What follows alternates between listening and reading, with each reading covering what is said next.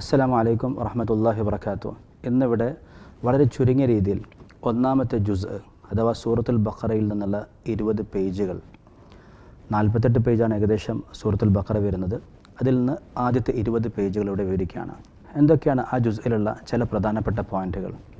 ഒന്നാമത് സൂറത്തുൽ ബഖറ ആരംഭിക്കുമ്പം അല്ലാഹു തആല ഈ ഗ്രന്ഥം ഇത് തഖ്വയുള്ളവർക്ക് സന്മാർഗമാണ് എന്ന് പറഞ്ഞുകൊണ്ട് തഖ്വയുള്ളവരുടെ അടയാളങ്ങൾ വിവരിക്കുന്നുണ്ട്. ശരിയായ ഈമാൻ, മറഞ്ഞ കാര്യങ്ങളിൽ അല്ലാഹുവും റസൂലും അറിയിച്ചു തന്നിരിക്കുന്ന മറഞ്ഞ കാര്യങ്ങളിലുള്ള ശരിയായ ഈമാൻ, നമസ്കാരം മുറ പോലെ നിർവഹിക്കുക, അതിൻ്റെ മര്യാദകൾ പാലിച്ചുകൊണ്ട് നിർവഹിക്കുക, സക്കാത്ത് കൊടുത്തു വീട്ടുക. ആ കൂട്ടത്തിൽ പറയുന്നൊരു സംഗതി ആഖിറത്തെക്കുറിച്ച് അവർ ബോധമുള്ളവരാണ് എന്നാണ്. വബിൽ ആഖിറത്തി ഹും യൂഖിനൂൻ. ഇന്ന് നമ്മളുടെ അവസ്ഥ ആഖിറത്ത് നമ്മൾ നിഷേധിക്കുന്നില്ലെന്നേ ഉള്ളൂ, പരലോകത്ത് നമ്മൾ നിഷേധിക്കുന്നില്ല.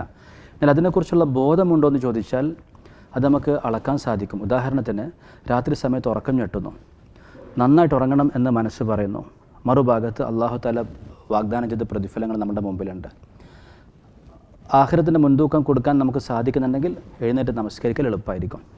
വബിൽ ആഖിറത്തി ഹും യൂഖിനൂൻ, അവർ ആഖിറത്തെക്കുറിച്ച് ബോധമുള്ളവരാണെന്ന് പറഞ്ഞു. ശേഷം നിഷേധികളെക്കുറിച്ച് 2 ആയത്തുകൾ പറഞ്ഞതിന് ശേഷം കപടവിശ്വാസികളെക്കുറിച്ച് വിശദമായി വിവരിക്കുകയാണ്. മുനാഫിക്കുകളെക്കുറിച്ച് അമിനന്നാസി മൻ യഖൂലു എന്ന് തുടങ്ങുന്ന ആയത്ത് മുതൽ വിശ്വസിച്ചു എന്ന് ചിലർ പറയുന്നു. അപ്പോൾ ഇത് കപടവിശ്വാസികൾ.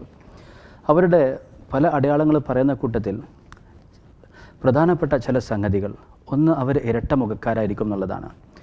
വിശ്വാസികളുടെ അവർ ഈമാനുള്ളവരെ പോലെയും നിഷേധികളോട് പറയും നിങ്ങളുടെ കൂടെ ഉണ്ട്, നിങ്ങൾക്ക് വേണ്ട ഒത്താശകളൊക്കെ ചെയ്തു തരാം എന്ന് പറയും. ഇന്നും ഈ ആയത്ത് പ്രസക്തമാണ്.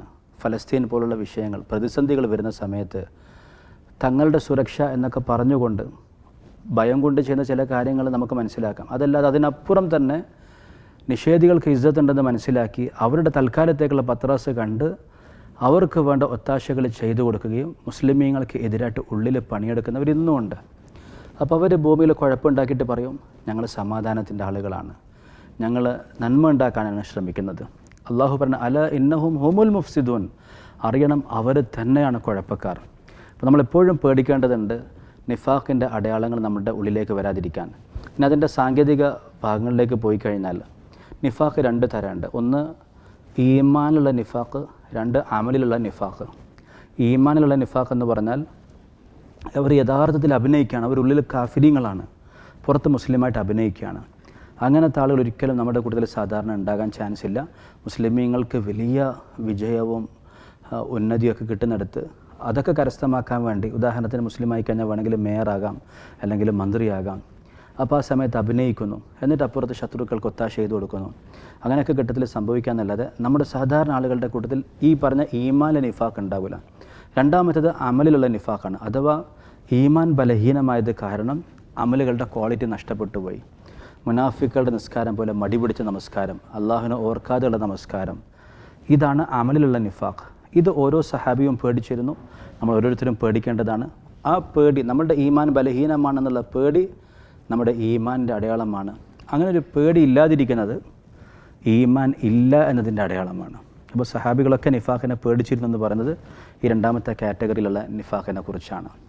അങ്ങനെ മുനാഫിക്കുകളെ കുറിച്ച് പറഞ്ഞു, അവരുടെ അവസ്ഥയൊക്കെ പറഞ്ഞതിന് ശേഷം അല്ലാഹു തആല ആദം നബി അലൈഹിസ്സലാമിനെ സൃഷ്ടിച്ചതിനെക്കുറിച്ച്, മനുഷ്യൻ്റെ പ്രസക്തിയെക്കുറിച്ച് പറയണം. അപ്പോൾ ആ സ്ഥലത്തൊരു സംഭവം കാണാം. ആദം നബിക്ക് അല്ലാഹു തആല മഹത്വം നൽകിയതും ഇബ്ലീസിനോട് ആദരവിൻ്റെ സുജൂദ് ചെയ്യാൻ പറഞ്ഞതും. ആദരവിൻ്റെ സുജൂദ്, ആരാധനയുടെ സുജൂദല്ല, ആദരവിൻ്റെ സുജൂദ്. അത് നമ്മുടെ ശരീഅത്തിൽ ഹറാമാണ്. മുൻകാല ചില ശരീഅത്തിൽ അല്ലാഹു തആല അത് അനുവദിച്ചിരുന്നു. അപ്പോൾ അല്ലാഹുവിൻ്റെ കൽപ്പനയാണ് സുജൂദ് ചെയ്യാൻ. ഇബ്ലീസ് നിരാകരിച്ചു. അപ്പോൾ ഈ ആദം നബി അലൈഹിസ്സലാമിൻ്റെയും ഇബ്ലീസിൻ്റെയും സംഭവങ്ങൾ 2 ഭാഗമുണ്ട്. ഒന്ന്, ആദം നബി അലൈഹിസ്സലാമിൻ്റെ മാനുഷികമായൊരു മറവി സംഭവിച്ചു, അദ്ദേഹം പശ്ചാത്തപിച്ചു, തെറ്റ് മനസ്സിലാക്കി. ഇബ്ലീസ് അഹങ്കാരത്തോടെ അനുസരണക്കേട് കാണിക്കുകയും നിഷേധം കാണിക്കുകയും ചെയ്തു. അപ്പം 2 മനസ്ഥിതിയുണ്ട്. ഒന്ന് താഴ്മയുള്ള, സ്വന്തം തെറ്റുകൾ മനസ്സിലാക്കുന്ന ആദം നബി അലൈഹിസ്സലാമിൻ്റെ മനസ്ഥിതി. രണ്ടാമത്തേത് ഇബ്ലീസിൻ്റേതുപോലുള്ള അഹങ്കാരം കൊണ്ട് തെറ്റ് ചെയ്ത് നിഷേധിക്കുന്ന രീതി. ഖുർആനിലെ പല സ്ഥലങ്ങളിലും ആദം നബി അലൈഹിസ്സലാമിൻ്റെയും ഇബ്ലീസിൻ്റെയും സംഭവം വിവരിക്കാൻ നമുക്ക് കാണാൻ സാധിക്കും. ശേഷം ബനി ഇസ്രായേലിനെ കുറിച്ചുള്ള വിവരണമാണ്. ഇസ്രായേൽ സന്തതികൾ.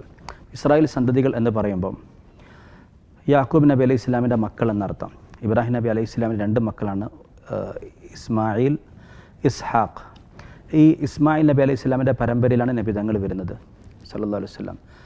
ഇസ്ഹാഖ് നബിയുടെ മകനാണ് യാക്കൂബ്. യാക്കൂബ് നബിയുടെ വേറൊരു പേരാണ് ഇസ്രായേൽ. അദ്ദേഹത്തിൻ്റെ സന്തതികളിലാണ് നബിമാരുടെ വലിയൊരു വ്യൂഹം വന്നത്.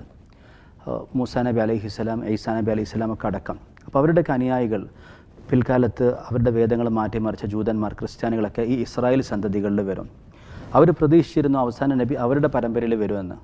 അത് മാറി ഇസ്മായിൽ നബി അലൈഹി സ്വലാമിൻ്റെ പരമ്പരയിൽ അറബികളിൽ വന്നതുകൊണ്ടാണ് ഈ ഈഗോ കാരണം, ബഗിയൻ വഅദ്വൻ എന്നൊക്കെ ഖുർആൻ വാക്ക് ഉപയോഗിക്കുന്നുണ്ട്, അസൂയ കൊണ്ട് അതിക്രമമായി അവർ നബി സല്ലല്ലാഹു അലൈഹി വസല്ലമയെ നിരാകരിക്കാൻ കാരണം അവരുടെ പരമ്പരയിൽ വന്നില്ല എന്നുള്ളതാണ്. ഈ ബനി ഇസ്രായേലിൻ്റെ സൽഗുണങ്ങളും ദുർഗുണങ്ങളും ഖുർആനിൽ നമുക്ക് വിവരിച്ചു തരുന്നത് നമ്മൾ അതിൽ നിന്ന് ഗുണപാഠം ഉൾക്കൊണ്ട് നല്ലത് പകർത്താനും മോശമായതിൽ നിന്ന് മാറി നിൽക്കാനും വേണ്ടിയാണ്. അപ്പോൾ അവരുടെ പല സംഭവങ്ങളും അതിൽ പല തരത്തിലുള്ള ഗുണപാഠങ്ങളുണ്ട്. അതിൽ പ്രധാനമായിട്ടും യാ ബനി ഇസ്രായേൽ എന്ന് വിളിച്ചുകൊണ്ട് 7 ആയത്തുകളിലായിട്ട് നടത്തുന്ന ചില പ്രധാന ഉപദേശങ്ങളുണ്ട്. നിങ്ങൾ നിഷേധത്തിൽ മാതൃകയാകരുത്.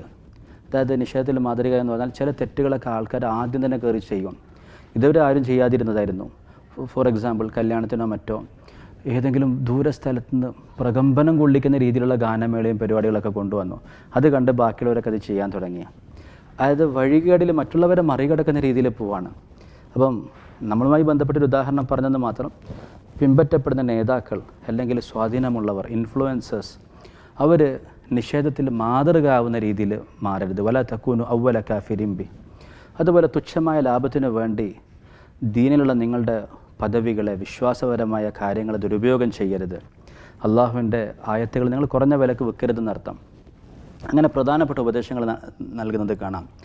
നമസ്കാരത്തിൽ പ്രത്യേകം ശ്രദ്ധ കാണിക്കാൻ പറയുന്നുണ്ട്. കാരണം ഈ നമസ്കാരത്തിലുള്ള ശ്രദ്ധ, ഇബാദത്തിലുള്ള ശ്രദ്ധ ഇതുപോലുള്ള മാനസികമായിട്ടുണ്ടാകുന്ന ഒരുപാട് പാപങ്ങൾ, നേരത്തെ പറഞ്ഞ നിഷേധത്തിൽ മാതൃക കാണിക്കുക, കുറഞ്ഞ തുച്ഛമായ വിലക്ക് അള്ളാഹുവിൻ്റെ വചനങ്ങളെ വിൽക്കുക തുടങ്ങിയ ഒരുപാട് ദുർഗുണങ്ങൾക്കുള്ള പരിഹാരമാണ് നല്ല ആബിദ്യങ്ങളായി മാറുക എന്നുള്ളത്. അതുപോലെ നിങ്ങൾ ജനങ്ങളെ നന്മ ഉപദേശിക്കുകയും സ്വന്തത്തെ മറന്നു കളയുകയും ചെയ്യുകയാണോ എന്ന് ആ കൂട്ടത്തിൽ ചോദിക്കുന്നുണ്ട്. പിന്നെ അവസാനമായിട്ട് അള്ളാഹു തആല അറിയിക്കുന്നൊരു സംഗതി, നാളെ അള്ളാഹുവിനെ കണ്ടുമുട്ടും എന്ന് ഉറപ്പുള്ളവർക്കൊഴികെ, ഖിയാമത്തിനെക്കുറിച്ച്, അള്ളാഹു നൽകുന്ന പ്രതിഫലത്തെക്കുറിച്ച് ഉറപ്പുള്ളവർക്കൊഴികെ നമസ്കാരം പ്രയാസമാണ്. വസ്തഈനു ബിസ്സബ്രി വസ്സലാ, നിങ്ങൾ നമസ്കാരത്തിലൂടെ ക്ഷമയിലൂടെ അള്ളാഹുവിനോട് സഹായം തേടണം. ആ നമസ്കാരത്തിൻ്റെ പ്രാധാന്യം അവിടെ വീണ്ടും ഉണർത്തുന്നുണ്ട്. അങ്ങനെ കുറേ ആയത്തുകൾ, കുറച്ച് പേജുകൾ ബനി ഇസ്രായേലിൻ്റെ ദുർഗുണങ്ങളെക്കുറിച്ചും അവരിൽ നടന്ന പല സംഭവങ്ങളെക്കുറിച്ചും അതിൻ്റെ ഗുണപാഠങ്ങളൊക്കെ ഉണ്ട്. പറയുകയാണെങ്കിൽ അവർക്ക് ഒരു തലതിരിഞ്ഞ കാര്യങ്ങൾ ചെയ്യാന്നുള്ളൊരു സ്വഭാവം ഉണ്ടായിരുന്നു. നമ്മളെപ്പറ്റി നമ്മൾ ആലോചിച്ച് നോക്കണം. കല്യാണം ലളിതാക്കാൻ പറഞ്ഞപ്പം നമ്മൾ ആർഭാടാക്കി. ആർഭാടമാക്കാനാണ് പറഞ്ഞിരുന്നതെങ്കിൽ നമ്മളൊരു പക്ഷേ ലളിതാക്കുമായിരുന്നു. നിങ്ങൾ കടം വാങ്ങി കല്യാണം നടത്തണം എന്നൊക്കെ പറഞ്ഞിരുന്നെങ്കിൽ, കടം വാങ്ങി കല്യാണം നടത്താനോ, ഉള്ളത് കൊണ്ട് നടത്തിയാൽ പോരെ, എങ്ങനെ നടത്തിയാലും കല്യാണം ശരിയാവില്ലെന്നൊക്കെ നമ്മൾ ചോദിക്കും. എന്നാൽ നേരെ തിരിച്ച് ലളിതമായിട്ട് നടത്താൻ പറഞ്ഞപ്പം നമ്മൾ ആർഭാടമാക്കി നടത്തി കടക്കാരായി മാറി നടുവൊടിയുന്ന അവസ്ഥയിലുള്ളത്. കല്യാണം നേരത്തെ കഴിക്കാൻ പറഞ്ഞു, നിങ്ങൾക്ക് നല്ലൊരു പങ്കാളിയെ കിട്ടിയാൽ നേരത്തെ ആക്കാൻ പറഞ്ഞു, നല്ല കാര്യമാണ് പറഞ്ഞു തന്നത്. പകരം താമസിപ്പിക്കാനാണ് പറഞ്ഞിരുന്നേ പറയും, മനുഷ്യൻ്റെ അടിസ്ഥാന ആവശ്യമല്ലേ, അതിനെങ്ങനെ വെച്ച് താമസിപ്പിക്കേണ്ടതുണ്ടെന്ന് ചോദിക്കും. അപ്പോൾ എന്താണോ പറയുന്നത് അതിനെതിരെ ചെയ്യാം. പാൻറ്റ് നിര്യാണിക്ക് മുകളിൽ കയറ്റാൻ പറഞ്ഞു പുരുഷന്മാരോട്, വസ്ത്രത്തിന് ഈട് കിട്ടും, അള്ളാഹുവിൽ നിന്ന് പ്രതിഫലം കിട്ടും. അപ്പോൾ താഴേക്ക് വലിച്ചു നടക്കാണ്. താഴേക്കാക്കാനാണ് പറഞ്ഞിരുന്നേ പറയും, നാട്ടിലൊരുപാട് പൊടിയില്ലേ, ഡ്രസ്സിലാകൂലേ, ഇതൊക്കെ ചോദിച്ചാൽ മുകളിലേക്ക് കയറ്റിയിട്ടുണ്ടാകും. അപ്പോൾ എന്താണോ പറഞ്ഞത് അതിനെ മാറ്റി ചെയ്യാം. അപ്പോൾ ഇവരോട് ബനി ഇസ്രായേലിനോട് പറഞ്ഞിരുന്നു, ഒരു നാട്ടിലേക്ക് പ്രവേശിക്കുമ്പം ഹിത്തത്തുൻ, പാപമോചനം ചോദിച്ചുകൊണ്ട് കയറണം എന്ന്. അവർ ചോദിച്ചത് പകരം ഗോതമ്പ് തരണം എന്നാണ്. അതിലവർക്ക് അള്ളാഹു തആല നല്ല ഭക്ഷണം ഇറക്കി കൊടുത്തു, മന്നും സലവയും. അവരൊരു ഇത് വേണ്ട, കുറച്ച് പച്ചക്കറിയും കാര്യങ്ങളൊക്കെ കിട്ടിയാൽ മതി. അള്ളാഹു ചോദിക്കുകയാണ്, നല്ലത് കിട്ടിയിട്ട് നിങ്ങൾ വേണ്ടാത്തത് ആഗ്രഹിക്കുകയാണോ, ആവശ്യപ്പെടുകയാണോ? ഇതേപോലെ സ്ത്രീകളോട് നിഖാബ് ധരിക്കാനും ഹിജാബ് പാലിക്കാനൊക്കെ പറയുമ്പോൾ അവർ പറയാൻ വേണ്ട, ഞങ്ങൾ ശരീരഭാഗമൊക്കെ കാണിച്ചുകൊണ്ട് നടക്കും. നല്ലതാ പറഞ്ഞു തന്നത്, നിങ്ങളെന്തിനാ മോശമായതിലേക്ക് മാറുന്നത് എന്തിനാണ്? ഇത് ആണുങ്ങളുടെയും പെണ്ണുങ്ങളുടെയൊക്കെ ഒരു കോമൺ സ്വഭാവമായിട്ട് അറിയാതെ നമ്മളിലേക്ക് വന്നു പോകുന്നതാണ്. നല്ല കാര്യം പറഞ്ഞു തരുമ്പോൾ വെറുതെ അതിൻ്റെ മാറ്റമായിട്ട് നമ്മൾ ചെയ്യുകയാണ്. ബനി ഇസ്രായേലിൻ്റെ ഈ ദുർഗുണം നമ്മൾ ഒഴിവാക്കേണ്ടതുണ്ട്. അങ്ങനെ ബനി ഇസ്രായേലുമായി ബന്ധപ്പെട്ട ഒരുപാട് നിർദ്ദേശങ്ങൾ. ശേഷം ഒരു പ്രധാനപ്പെട്ട നിർദ്ദേശം കാണാം, നിങ്ങൾ ദ്വയാർത്ഥ പ്രയോഗം നടത്തരുത്. അതായത് ഈമാനികമായ കാര്യങ്ങളിൽ ജനങ്ങൾക്ക് തെറ്റിദ്ധാരണ ഉണ്ടാക്കുന്ന പ്രയോഗങ്ങൾ നിങ്ങൾ നടത്തരുത്. മുഅ്മിനീങ്ങളോട് പറയണം അല്ലാഹു തആല, നിങ്ങൾ നബിതങ്ങളെ സല്ലല്ലാഹു അലൈഹി വസല്ലം റായിന എന്ന് വിളിക്കരുത്. റായിന എന്ന് പറഞ്ഞാൽ നബിയെ ഞങ്ങളെ പരിഗണിക്കുന്നതാണ്. അപ്പോൾ ജൂതന്മാരതിനെ റായീന എന്നാക്കും, ഞങ്ങളുടെ ആട്ടിടയ എന്നാക്കും. പകരം നിങ്ങൾക്ക് ഉൻലുർന, നബിയെ ഞങ്ങളെ നോക്കൂ എന്ന വാക്ക്. അപ്പം 2 വാക്ക്, ഒന്നിൽ സംശയങ്ങളോ തെറ്റിദ്ധാരണയോ ഇല്ല, ഒന്നിനെ ദുർവ്യാഖ്യാനിക്കാൻ ചാൻസ് ഉണ്ട്. അപ്പോൾ ആ വാക്ക് ഒഴിവാക്കാൻ പറഞ്ഞു. അപ്പം ഇന്ന് നമ്മുടെ ഇടയിലൊക്കെ നടക്കുന്ന ഒരു വിഷയമാണ് ഔലിയാക്കളെക്കുറിച്ചൊക്കെ പറയുമ്പം ചില വാക്കുകൾ, എന്നിട്ട് അതിൽ കുതർക്കങ്ങൾ നടത്തും. ഉദാഹരണത്തിന് ചില ഔലിയാക്കളെ പറ്റി പറയാണ് അവർ ലോകം നിയന്ത്രിക്കുന്നു.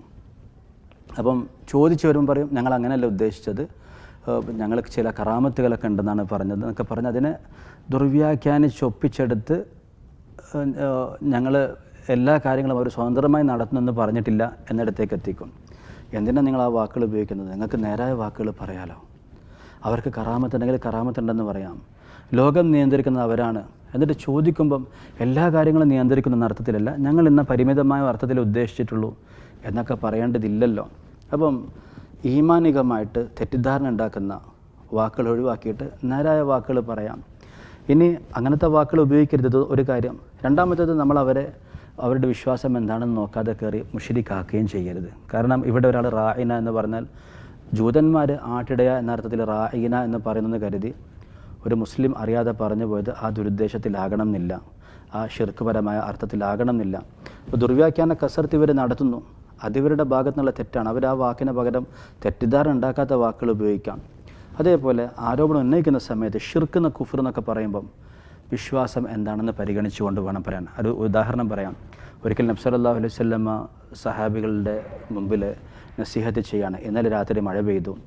ആരൊക്കെയാണോ അള്ളാഹുവിനെ കൊണ്ട് മഴ കിട്ടിയെന്ന് പറഞ്ഞത് അവരൊക്കെ മുഅ്മിനാണ്, അവർ രാശികൾ നിഷേധിച്ചിരിക്കുന്നു. ആരാണോ ഇന്ന രാശി കൊണ്ട് മഴ കിട്ടിയെന്ന് പറഞ്ഞത് അവർ മുഅ്മിനും ബിൽ ഖവാക്കിബി കാഫിറും ബില്ല, അവർ അള്ളാഹുവിനെ നിഷേധിക്കുകയും രാശികൾ വിശ്വസിക്കുകയും ചെയ്തിരിക്കുന്നു.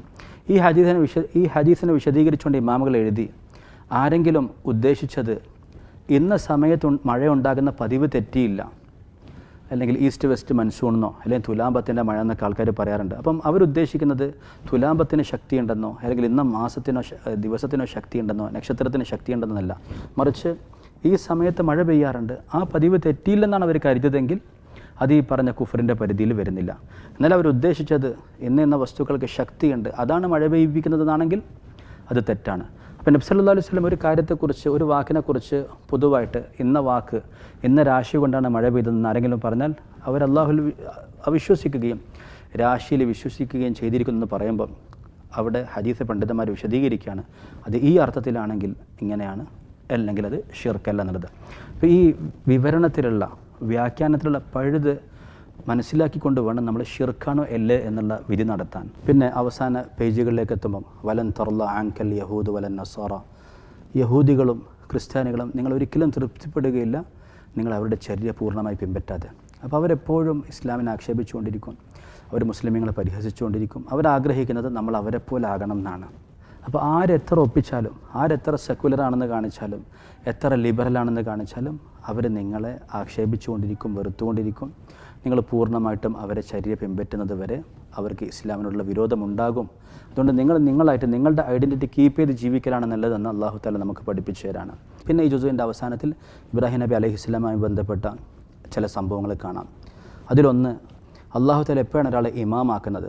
വഇദ് ഇബ്തല ഇബ്രാഹിമ റബ്ബുഹു, ഇബ്രാഹിം നബിയെ അദ്ദേഹത്തിൻ്റെ റബ്ബ് പരീക്ഷിച്ചു പല രീതിയിൽ. എന്നിട്ട് അള്ളാഹു പറയാണ് ഫഅതമ്മഹുൻ, അദ്ദേഹം ആ പരീക്ഷണത്തിൻ്റെ ഘട്ടങ്ങളെല്ലാം പൂർത്തിയാക്കി. അതിനുശേഷം അള്ളാഹു പറയാണ് ഖാല ഇന്നി ജാഇലുക ലിന്നാസി ഇമാമ, ഞാൻ താങ്കളെ ഇമാമാക്കിയിരിക്കുന്നു. ഇബ്രാഹിം നബി അലൈഹി സ്വലാം ഒരു ആഗ്രഹം പറയണം, അള്ളാഹു എൻ്റെ മക്കളെയും. അപ്പോൾ അള്ളാഹു തആല പറയുന്നത് ഇതങ്ങനെ മക്കളായിട്ട് വരുന്നതല്ല, മറിച്ച് അള്ളാഹു തആല ഓരോരുത്തർക്കും ത്യാഗത്തിലൂടെ നൽകുന്ന ഒരു പദവിയാണ്. അപ്പോൾ ഇത് വലിയൊരു പാടാണ്. ആരും മോൻ്റെ മോൻ ആ ക്രമത്തിലല്ല ദീനപരമായ ആത്മീയമായ ഉന്നതിയിലേക്ക് എത്താൻ, മറിച്ച് സ്വന്തമായ അറിവ്, ത്യാഗം, അമല് ഇതുകൊണ്ടാണ്. വമിൻ ദുർരിയത്തി, എൻ്റെ മക്കളെയും എന്ന് പറഞ്ഞപ്പം അള്ളാഹു തആല പറയണം താങ്കൾ ഇമാമാക്കിയിരിക്കുന്നു. ഇനി അടുത്ത വരാനുള്ളവർക്ക് അവരുടെ ഈമാനും അമലും അനുസരിച്ചാണ് ആ ദർജകൾ ലഭിക്കുക. അക്രമികൾക്ക് ഞാനുമായിട്ട് യാതൊരു കരാറുമില്ല എന്ന് അള്ളാഹു തആല അറിയിക്കുകയാണ്. അതിനുശേഷം കാണാം അദ്ദേഹം കഅബ പണിയുന്നതും അവിടെ നടത്തുന്ന പ്രധാനപ്പെട്ട ദുആക്കൾ, മക്കളുടെ പരിപാലനത്തെക്കുറിച്ചുള്ള പ്രധാനപ്പെട്ട പാഠങ്ങൾ. ഇബ്രാഹിം നബി അലൈഹിസ്സലാം കഅബ പണിയുമ്പോൾ അദ്ദേഹത്തിൻ്റെ മകനും, അപ്പം ഉപ്പയോടൊപ്പം സഹായിക്കുന്ന രീതിയിൽ മകനുണ്ടായിരുന്നു. ഉപ്പയും മകനും പണിയുന്നതല്ല. വഇദ് യർഫഉ ഇബ്രാഹിമുൽ ഖവാഇദ മിനൽ ബൈത്തി വ ഇസ്മാഈൽ, ഇബ്രാഹിം നബി അലൈഹിസ്സലാം കഅബ പണിയുമ്പോൾ ഇസ്മാഈലും അപ്പോൾ ഈ ശരിയായൊരു കുടുംബം എങ്ങനെയാകണം എന്നതിൻ്റെ മാതൃക ഇബ്രാഹിം നബി, ഹാജർ റളിയല്ലാഹു അൻഹ, മകൻ ഇസ്മായിൽ അലൈഹിസ്സലാം, ഇതിൽ നമുക്കതിൻ്റെ മാതൃക കാണാൻ സാധിക്കും. കാബയുമായി ചേർന്നുള്ള അമലുകൾ, സഫ, മർവ, സംസം, ഇതെല്ലാം നല്ലൊരു കുടുംബം എങ്ങനെയായിരിക്കണം എന്നതിൻ്റെ മാതൃകയാണ്. പിന്നെ ഇബ്രാഹിം നബി അലൈഹി സ്വലാം ചെയ്ത ദുആൻ്റെ കൂട്ടത്തിൽ കാണാം, അള്ളാഹുവേ എൻ്റെ ഈ പരമ്പരയിൽ, ഈ നാട്ടിൽ, മക്കയിൽ നീ പ്രവാചകനെ നിയോഗിക്കണം. ആ നബി യത്ലു അലൈഹിം ആയാതിഹി, അവർക്ക് അള്ളാഹുവിൻ്റെ വചനങ്ങൾ ഓതി കേൾപ്പിക്കണം, നിൻ്റെ ഗ്രന്ഥം പഠിപ്പിക്കണം, അവരെ സംസ്കരിക്കണം. സൂറത്തുൽ ബഖറയിലും ആലു ഇമ്രാനിലും സൂറത്തുൽ ജുമുഅയിലും പ്രവാചക ദൗത്യത്തിൻ്റെ ഈ 3 പാഠങ്ങൾ കാണാം. അള്ളാഹുവിൻ്റെ വചനങ്ങൾ ഓതി കേൾപ്പിക്കുക എന്ന് പറഞ്ഞാൽ അള്ളാഹുലേക്ക് ക്ഷണിക്കുക എന്നർത്ഥം, ദഅവത്ത് ചെയ്യുക എന്നർത്ഥം. അപ്പോൾ ദഅവത്ത്, തഅലീം, തസ്കിയത്ത്, അള്ളാഹുലേക്ക് ക്ഷണിക്കുക, അള്ളാഹുവിൻ്റെ ഗ്രന്ഥവും അതുമായി ബന്ധപ്പെട്ട അറിവുകളും പഠിപ്പിക്കുക, അതിനനുസരിച്ച് ജീവിതം സംസ്കരിച്ച് അവരെ ഉയർന്ന അവസ്ഥയിലേക്ക് എത്തിക്കുക. ഇതാണ് നുബുവത്തിൻ്റെ പ്രധാനപ്പെട്ട 3 ദൗത്യങ്ങൾ. അപ്പോൾ ഇത്രയും കാര്യങ്ങൾ ഒന്നാമത്തെ ജുസുയിൽ നിന്ന് പ്രധാനപ്പെട്ട ചില കാര്യങ്ങൾ ശ്രദ്ധയിൽപ്പെടുത്തിയതാണ്. ഞാൻ വീണ്ടും പറയുന്നത്, ഈ റമദാനിൽ നമ്മുടെ ദർസ് 3 ഭാഗങ്ങളുണ്ടാകും. ഒന്ന്, ഒരു ജുസുവിൻ്റെ രത്ന ചുരുക്കം, പ്രധാനപ്പെട്ട ചില കാര്യങ്ങൾ. പിന്നെ തിരഞ്ഞെടുത്ത വിഷയങ്ങൾ. 3, ബുള്ളറ്റ് ക്യാപ്സ്യൂൾസ്. ഒരു ജുസിൻ്റെ ഒരു സംഗ്രഹ രൂപം, ഒരു സംക്ഷിപ്ത രൂപം എന്ന് പറയുമ്പോൾ 15-20 മിനിറ്റ് കൊണ്ട് 5-10 പോയിൻറ്റുകൾ മനസ്സിലാക്കാൻ വേണ്ടി. തിരഞ്ഞെടുത്ത വിഷയം എന്ന് പറഞ്ഞാൽ ഒരു 5-10 മിനിറ്റ് കൊണ്ട് മനസ്സിലാക്കേണ്ട പ്രധാനപ്പെട്ട ഒരു ടോപ്പിക്. ബുള്ളറ്റ് ക്യാപ്സ്യൂൾസ് എന്ന് പറഞ്ഞാൽ 1 മിനിറ്റ് അല്ലെങ്കിൽ 3 മിനിറ്റ് ദൈർഘ്യമുള്ള ചെറിയ ക്ലിപ്പ്, അതിൽ ചെറിയൊരു പാഠം. ഓക്കെ, ഈ 3 രീതിയിലാണ് നമ്മൾ ഖുർആനെ പഠിക്കാനും മനസ്സിലാക്കാനും ഈ റമദാനിൽ ശ്രമിക്കുന്നത്. എല്ലാ സഹോദരങ്ങളും സഹോദരിമാരും ഈ സൗകര്യം നന്നായി ഉപയോഗപ്പെടുത്തണം. ശുക്രൻ, ജസാക്കുമുല്ലാഹ് ഖൈറൻ. അസ്സലാമു അലൈക്കും വറഹ്മത്തുള്ളാഹി വബറകാതുഹു.